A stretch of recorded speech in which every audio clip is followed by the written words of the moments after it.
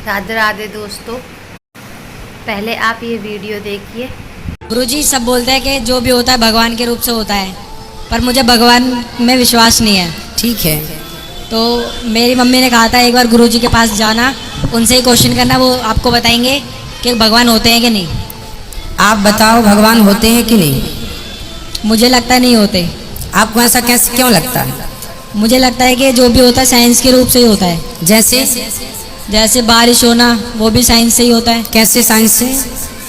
क्योंकि वो भी वो वाटर सर्कल होता है ना। वो वाटर सर्कल होता है ना, जो वाटर जाता है फिर उस बादलों में, फिर उससे बारिश होती है। तो फिर अपने सीजन पे ही क्यों होती है? सर ये भी तो उसमें क्वेश्चन होगा।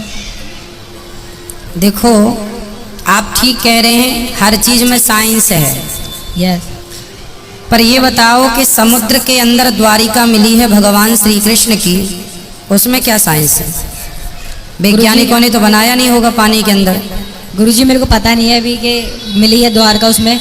आप गूगल पर यूट्यूब पर देखिए, 3-4 साल पहले भारत के वैज्ञानिकों ने समुद्र के अंदर एक नगरी पाई। बड़े बड़े वैज्ञानिकों ने रिसर्च किया तो पता चला कि ये नगरी वही 5,500 साल पुरानी है। ये मैं नहीं बोलता, साइंस दावा करता है। तो साइंस दावा कर रहा है कि ये नगरी 5,500 साल पुरानी है। साइंस में तो यही पढ़ाया जाता है कि मोहनजोदड़ो हड़प्पा संस्कृति के पहले कुछ नहीं था। 2000 साल पुरानी घटना है मोहनजोदड़ो हड़प्पा संस्कृति की। तो फिर पानी के अंदर द्वारिका का मिलना, इस बात के ये सबूत है कि साइंस केवल 2000 पुरानी बात जानती है और हमारे शास्त्र हजारों साल पुरानी बात जानते हैं। ये मैं नहीं प्रूव कर रहा हूँ, साइंस प्रूव कर रहा है। अब दूसरा, गुरुजी अंतरिक्ष से आपने सुना होगा ऊपर अंतरिक्ष में ओम की ध्वनि निकल रही है, ऐसा साइंस ने माना है। आपने पढ़ा है साइंस का ये? नहीं गुरुजी। आप गूगल करके देखिए मेरी हर बात को, गूगल पे आपको सब मिलेगी। नासा के साइंटिस्टों ने, रसिया के साइंटिस्टों ने और भारत के साइंटिस्टों ने, सबने मिल करके जब दुनिया में ऊपर पृथ्वी ब्रह्मांड में ऊपर एक यंत्र लगाया कि ब्रह्मांड में ध्वनि कौन सी है, क्या गूंज रहा है, तो पता चला ओम गूंज रहा है। ओम, और ओम हमारे वेदों का पहला अक्षर है, प्रणव है ना, इसलिए ओम। तो ये सिद्ध हो गया कि जो हम पढ़ रहे हैं ओम, ये ब्रह्मांड में भी गूंज रहा है। ऐसा मैं नहीं साबित करता, साइंस।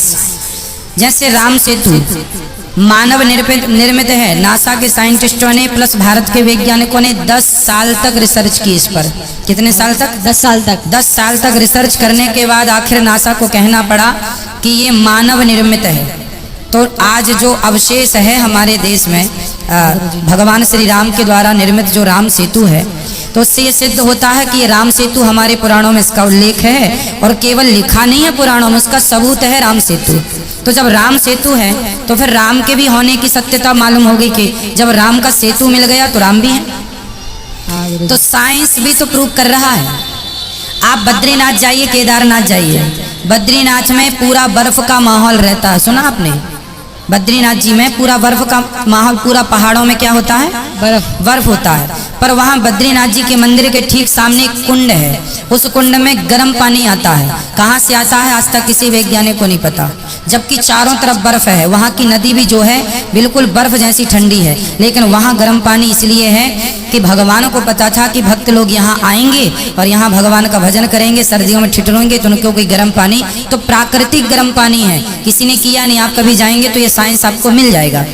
तो आखिर हमारे जो सनातन धर्म में ये ठंडियों की जगह गर्म पानी मिलना, राम सेतु का मिलना, द्वारिका का मिलना, भगवान श्री कृष्ण ने 5,500 साल पहले महाभारत के युद्ध में वो अर्जुन का रथ चलाए थे। आप मानते हैं? कुरुक्षेत्र में पुरातत्व विभाग ने जब खुदाई की तो आज भी अवशेष मिल रहे हैं महाभारत के। तो इन अवशेषों के मिलने से क्या सिद्ध हो रहा है कि भगवान कोई कल्पना नहीं है, भगवान प्रत्यक्ष थे। कितने सबूत मिल चुके हैं।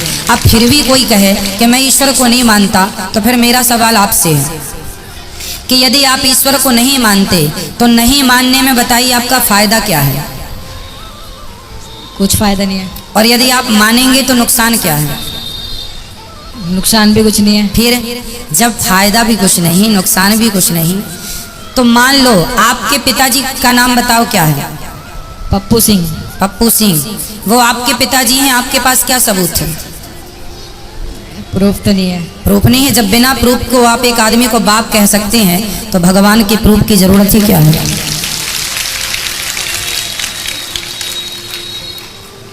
धन्यवाद गुरुजी। खुश रहिए। आप मानेंगे भगवान को या नहीं? हाँ मानूंगा। क्यों मानेंगे?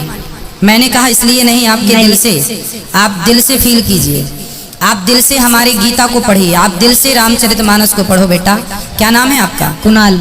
कुणाल बेटा, ऐसा है आप अच्छे हैं।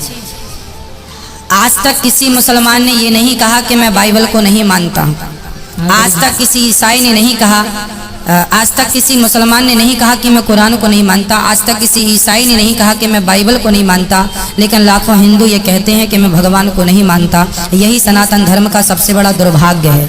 बेटा मैं आपको बता दूं, नासा का गठन कितने साल पहले हुआ? नासा गठन पता ही नहीं बेटा 1950 में नासा का गठन हुआ। 1950 से कुछ वर्ष पहले, 1950 में सैटेलाइट छोड़ी जाने लगी, तो 10 साल पूर्व ले लो, 20 साल पूर्व ले लो। उसके पहले आप ये बताइए सूर्य ग्रहण कब पड़ता है? ये कौन बताता है? सूर्य ग्रहण किस तारीख को कितने बज के कितने मिनट पे पड़ेगा, कौन बताता है? नासा वाले। नासा तो 70 साल पहले था ही नहीं, 80 साल पहले था ही नहीं, चलो 100 साल लो, 100 साल पहले तो नासा था ही नहीं, फिर कौन बताता था? गुरुजी हम भी तो नहीं थे 70 साल पहले। बेटा आप नहीं थे, हम नहीं थे, पर 100 साल पहले देश तो रहा होगा ना भारत। हाँ गुरुजी। तब तो ग्रहण भी रहे होंगे कि नहीं? हाँ। फिर कौन बताता था? अब हम बताते हैं। हमारे भारत में पंचांग आपने सुना होगा, पंचांग कैलेंडर सुना है? हाँ। हमारे भारत में साल में 12 साल में एक बार कुंभ लगता है। कुंभ जानते हैं? नहीं गुरुजी। कुंभ नहीं जानते? नहीं। हरिद्वार में 12 साल में एक बार कुंभ लगता है। प्रयागराज में कुंभ का मेला भी लगा था। हाँ, कुंभ का मेला लगा था ना। तो ये कुंभ का मेला कब से लग रहा है आपको पता है? नहीं गुरुजी। हजारों साल से चला रहा, कोई आज से नहीं लग रहा बेटा, हजारों साल से। और 12 साल में किस तारीख को कब से कुंभ स्टार्ट होगा? हमारे भारत के ऋषि मुनियों ने पंचांग में 100 साल पहले, 100 साल बाद किस तारीख को किस डेट पर चंद्र ग्रहण सूर्य ग्रहण कितने बज के कितने मिनट पे पड़ेगा, साइंस तो नासा को आज पता चला। हमारे ऋषि मुनियों ने पंचांगों के द्वारा ये गणना हमको हजारों साल पहले बता दी थी। तुलसीदास जी ने हनुमान चालीसा में पृथ्वी से सूर्य कितना दूर है बताओ? पृथ्वी से सूर्य? हाँ बहुत दूर है। 14 अरब किलोमीटर। कितना? 14 अरब। 14 अरब किलोमीटर दूर है पृथ्वी से सूर्य, वैज्ञानिक कहते हैं। और यही बात गोस्वामी तुलसीदास जी ने हनुमान चालीसा में लिख दी। युग युग सहस्त्र, युग सहस्त्र योजन पर भानु। अब आप योजन का और सहस्त्र युग का हिसाब निकालेंगे तो 14 अरब ही निकल के आएगा। युग सहस्त्र योजन पर भानु, लीली होता ही मधुर फल जानू। तो साइंस बेटा जो कह रहा है हमारे ऋषि मुनियों ने लिख दिया। बताइए गुरुत्वाकर्षण का सिद्धांत किसने दिया? गुरुत्वाकर्षण का? हाँ न्यूटन ने। न्यूटन? किसने? न्यूटन। न्यूटन ने गुरुत्वाकर्षण का सिद्धांत कब दिया? पता नहीं। नहीं पता? लगभग 300 साल पहले। लेकिन आप आश्चर्य मानेंगे कि न्यूटन के पहले हजारों साल पहले हमारे महर्षि कणाद हुए हैं, उन्होंने गुरुत्वाकर्षण का सिद्धांत दिया है। महाभारत में आपने सुना होगा रावण के पास कुछ अमर सेना थी और भगवान श्री कृष्ण की जो सेना थी ना वो भी अमर थी, जो कौरवों के पक्ष में लड़ रही थी, जिसका नाम था नारायणी सेना। नारायणी सेना तो कभी मरेगी ही नहीं। फिर उसका क्या किया गया जानते हैं? उसको भीम भैया ने यहाँ से फेंक फेंक के कहाँ पहुँचाया? जो गुरुत्वाकर्षण का आज भी सैटेलाइट वहाँ भेजी जाती हैं जहाँ पृथ्वी का गुरुत्वाकर्षण समाप्त हो जाता है, तो वहाँ पर फेंका। तो पता था ना कि कितनी दूरी से गुरुत्वाकर्षण समाप्त हो रहा है। हाँ। तो महाभारत में रामायण में ये सारी चीज़ों का उल्लेख है। महाभारत में ये तक लिखा हुआ है कि उस जमाने में भी बंदूकें चलती थी, उस जमाने में भी तोपें चलती थी, ब्रह्मास्त्र जैसी मिसाइलें उस जमाने में भी थी। तो आज का साइंस और तब का साइंस बेटा बहुत सारी बातें हो सकती हैं इसमें। ईश्वर संदेह का विषय नहीं है बेटा, श्रद्धा का विषय है। जब मुसलमान को, जब क्रिश्चियन को अपने धर्म ग्रंथों पर श्रद्धा संदेह नहीं है तो हम हिंदुओं को भी नहीं होना चाहिए। ये आप सभी की जिम्मेदारी है, आप सभी युवाओं की जिम्मेदारी है। चलो आप कहते हैं कि मैं ईश्वर को नहीं मानता, आप कहते हैं मैं बाबाओं को नहीं मानता। चलो थोड़ी देर के लिए आप बोलो अनिरुद्धाचार्य जी मैं आपको नहीं मानता, बोलो एक बार। पर मैं आपको तो मानता हूँ। मानते हो? Thank you. पर देखो, अब कोई मेरे से कहे, कोई कहे कि मैं अनिरुद्धाचार्य को नहीं मानता, उनकी बातें नहीं मानता, तो ये बताओ कि अनिरुद्धाचार्य कहता क्या है? मैं क्या आपको शराब पिलाने की बातें करता हूँ? नहीं। क्या मैं बीड़ी पिलाने की, गांजा पिलाने की? उल्टे मैं हमेशा माँ बाप की सेवा करने की बातें करता हूँ। जबकि आप आज के युवाओं को देखो, आप कहते हैं ईश्वर को नहीं मानते, आप जैसे तमाम भाई लोग ईश्वर को ना मान करके वो शराब पी रहे हैं। क्या शराब पीना सही है? क्या गुटखा खाना सही है? नहीं। क्या पर नारी पर स्त्री पर दृष्टि डालना सही है? नहीं। तो आज के बच्चे ईश्वर को ना मान के जा कहाँ रहे हैं? चलो आप ईश्वर को नहीं मानते, यदि नहीं मानते और फिर सही रास्ते पे चल रहे हैं, सत्य बोल रहे हैं, माँ बाप की सेवा कर रहे हैं, अच्छे काम कर रहे हैं, तो मैं फोर्स नहीं करूंगा कि ईश्वर को मानो। अरे ईश्वर को मानना इसलिए कि हमें पॉजिटिव विचार प्राप्त हो, पॉजिटिविटी प्राप्त हो, इसलिए मानना चाहिए ईश्वर को। क्योंकि हमारे सारे पॉजिटिव विचार हमारे धर्म शास्त्रों में, गीता में लिखा है कर्मण्येवाधिकारस्ते। गीता कहती है तू अपना कर्म करता रह, सफलता मैं तुझे प्रदान करूंगा। कर्म कर, फल की कामना। तो गीता में क्या बुरा लिखा है? कुछ नहीं लिखा। फिर इसलिए बेटा गीता पढ़ना है, रामायण पढ़ना है, और ईश्वर नहीं है ये बात आप सिद्ध करके बता दीजिए, तो हम मानेंगे कि आप सही कह रहे हैं। और मैं आपको सिद्ध करके बताऊंगा कि ईश्वर है। साइंस के पास कोई जवाब नहीं है बेटा।